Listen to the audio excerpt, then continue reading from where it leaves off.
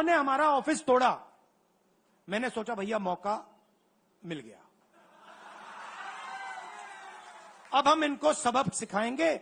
जैसे इन्होंने हमारा ऑफिस तोड़ा वैसे ही हम उनकी सरकार को तोड़ने जा रहे हैं। अच्छा, अब मैंने डरो मत की बात करी, मगर एक शिकायत भी है। एक शिकायत भी है। यह भी नहीं है कि कांग्रेस पार्टी गुजरात में कमियां नहीं है, ये कहना पड़ेगा,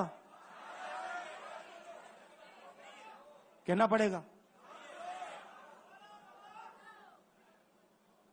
कमी क्या है? एक कार्यकर्ता ने मुझे बहुत अच्छी तरह बताया, कांग्रेस पार्टी के कार्यकर्ता ने, राहुल जी, कहता है मुझे, राहुल जी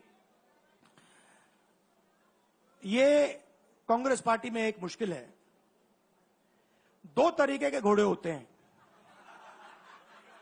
एक रेस का घोड़ा होता है, दूसरा शादी का घोड़ा होता है। ये आप कभी कभी कांग्रेस पार्टी क्या करती है, रेस के घोड़े को शादी में भेज देती है और शादी के घोड़े को रेस में लगा देती है। तो उसने कहा ये आप बंद करा दीजिए, रेस के घोड़े को आप रेस दौड़ाइए और शादी के घोड़े को आप शादी में भेजिए। तो ये हमें गुजरात में करना है। जो रेस का घोड़ा है, जो तैयार है, दौड़ने के लिए तैयार है, उसको रेस में लगाना चाहिए। और जो हमारे शादी के घोड़े हैं, जो हैं वो हैं, उनको हमें शादी में बारात में नचा देना चाहिए। तो अब मेरा कहना है कि यह काम सीरियसली करना है। हम पिछले चुनाव में, आप भी जानते हो, मैं भी जानता हूं कि हम बीजेपी से पिछले चुनाव में नहीं लड़े थे, ठीक से नहीं लड़े थे। उससे पहले चुनाव में 2017 में हम 3 महीने कह लो, 4 महीने कह लो, 4 महीने 3 महीने हम लड़े और नतीजा आपने देखा।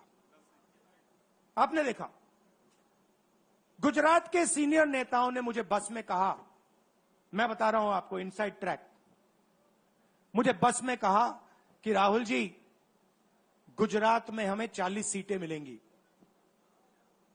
मैंने उनसे कहा 40 नहीं, हम चुनाव जीतने जा रहे हैं। और 16 सीट से हम चुनाव हारे। अब 3 साल है, 3 महीने में हम फिनिश लाइन तक पहुंच गए थे। 3 साल में हम फिनिश लाइन को मतलब उधर पीछे छोड़ के निकल जाएंगे। मैं आपको यहां कह रहा हूं कि आप लोग गुजरात में कितने साल बाद, 30 साल हो गए, 30 साल हो गए। मैं आपको बता रहा हूं, मानो ना मानो, आप में से 50% अभी मान रहे हैं और 50% कह रहे हैं नहीं भैया नहीं होगा।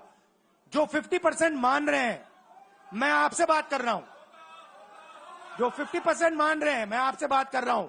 आप लड़ जाओ और ये बाकी 50% बैठे हैं, उनकी माइंड बदल दो, नैया पार हो जाएगी, सरकार बन जाएगी। और मैं आपसे कहना चाहता हूं कि एआईसीसी की टीम, राहुल गांधी, मेरी बहन, सारे के सारे सीनियर लीडर आपके साथ यहां खड़े होंगे, आपके साथ मिलकर इनकी सरकार को तोड़ेंगे।